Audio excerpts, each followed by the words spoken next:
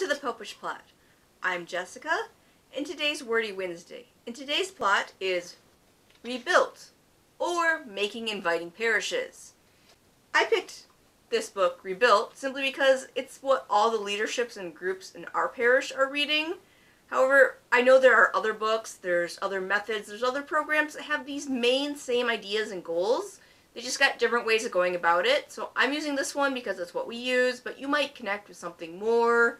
One of the other people on this show, this is not his favorite book, but it's not that he disagrees with the main points that I'm going to go over. It's just, there's different styles, there's different ways of saying things, and everyone has their own preference.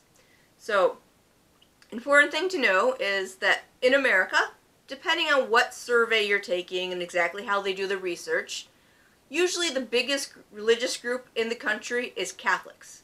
And the second biggest group is former Catholics. Now, when you actually poll these people, and a lot of people will be like, oh, well, they left because of this or that. But no, when you actually ask them, there are two main reasons that people in the second category, which you could easily invite to church because they went to church, they know what church is like, there's just one or two reasons why they left, is either that A, they drift away. These people often become what in modern polling is now called nuns, spelled N-O-N-E-S. Not the religious sisters, but simply, they're not anything in particular. It's not that they gave up the faith. It's not that they're against the faith. It's not that they became atheists or agnostics or went off and become Buddhists or Hindus or something. They just slept in one Sunday, slept in another, and said, I really don't see any reason to go to church, and they stopped going. The other group are in a way, the exact opposite. These are people who are looking for more. They often end up joining Protestant groups. A large number of them become evangelicals because although these churches have less depth of theology, they have less sacraments, the people are doing more with what they have. They'd rather go to a church where you can get a Bible study any day of the week and you don't have to spend 5 minutes explaining where Genesis is, which, according to other surveys, a lot of people in the Catholic Church don't know because they have not listened to our numerous ones to read your Bible.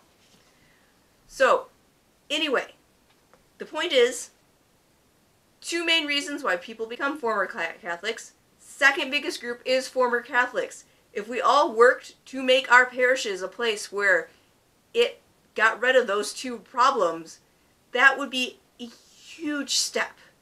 Not only in, helping the church grow, but helping people come to Christ. Because although, yes, the people in the second group who are still Christians do know Christ, but we know Him deeper. We have more truth, and we want to share it with them.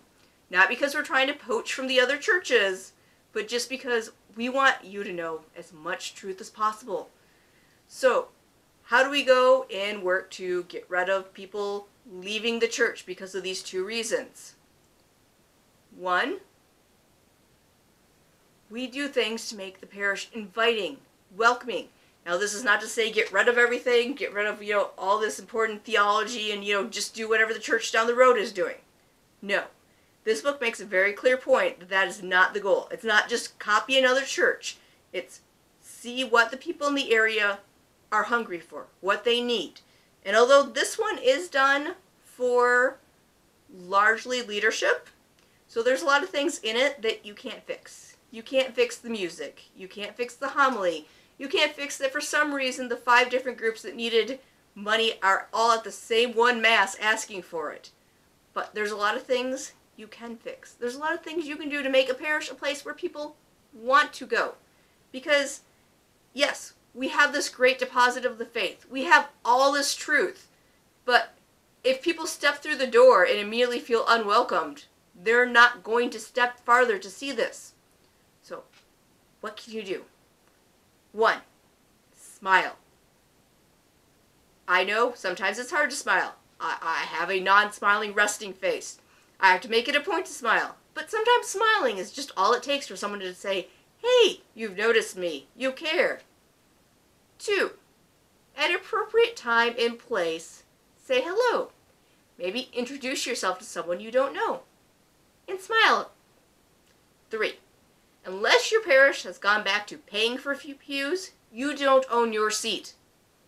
Let people pass by you, or move to the center of the pew if it's, say, a family with a small children, they got the little baby in the carrier, you don't want to make them go past. Or if it's someone who, has a walker or a wheelchair where they need the edge, let them have the edge.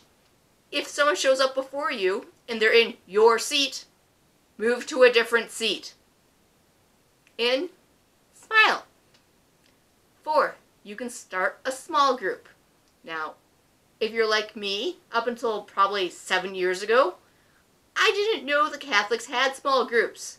I vaguely heard about small groups in college with the different Protestant groups, but all I knew was it's a smaller group. But that's the basic point of a small group. A parish can have thousands of people. You don't know them all. You're not friends with them all. You can't possibly, closely connect with every single person in your parish. You can closely connect to between 5 and 10 with them. Make a group.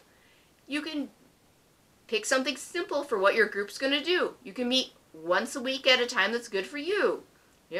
Saturday morning, have a breakfast at a local restaurant, or, Tuesday night you all get together and go to different people's houses each night. You could do something like talk about the week's readings. Either talk about next week's readings so you know what you're going to hear at Mass on Sunday, or last week so you can go and discuss with, what you've been thinking about it since you heard it. It's going to help you study your faith, it's going to help you engage in the parish, and it might help you pray more. 5. If you have a talent that could be used at Mass or around the parish, volunteer. It doesn't even have to be a great big talent. Not everyone needs to do something great and amazing. Quite often, the talent that people need around a church might be if you're good at being a handyman or some other minor repairs. If, say, you work only a few hours a week and you've got some time where Monday morning you can help clean the church. I know at our parish we have teams that go around cleaning the altar, and we also have other people who clean everything else. It takes a lot of cleaning to go through and clean a church. So they're looking for help. They could use a volunteer. It doesn't have to be, some big showy talent. It doesn't have to be that you're a great singer or you're wonderful at reading and you're going to be a lector. Just, if you have a talent, go ahead and see if they have a need for a volunteer. Which relates to the next thing. If you see something that your parish needs, do something. Talk about it with the people in charge. Talk about people with it about starting a group. And it doesn't have to be something where it seems intimidating. You're like, I have no idea how to do this. Look for resources, or look to see what other parishes are doing. If it's something like a Bible study, quite often you can go and buy a video to watch that has a little book that goes with it with the questions to ask. So all you have to do is watch the video of some known person who studies the Bible, listen to it, and then have a group discussion about the questions that they provide. If it's something that has a clear answer, usually the study guide has the answer in it, so that way you don't have to worry about, I think I answered this wrong. Simple things like that. Next, the most important thing you can do is grow in your own discipleship.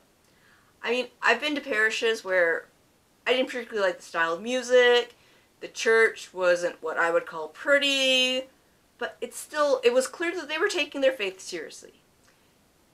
They were a group of disciples, at least a good number of them. And if someone who left the church and fallen his way, or someone who, was like, there's nothing good for me at the Catholic Church, sees the joy and love you have for the faith, they'll be intrigued. They'll be willing to invest more time into looking into the faith. So even if you can't go out and, start a Bible study or a small group or anything, just growing in discipleship yourself is going to help your parish. And the most important thing is to honestly care for people. Yes, it's good to smile. Yes, it's good to insist that, I don't own this pew and I will defend it with this hymnal if my life depends on it. Those are all important things. But the most important thing is to be caring, to care for the people, to get to know some people's story, why they're here, what's up in their life.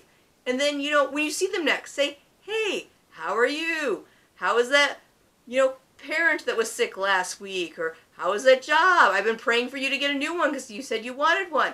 Stuff like that is what makes a parish great.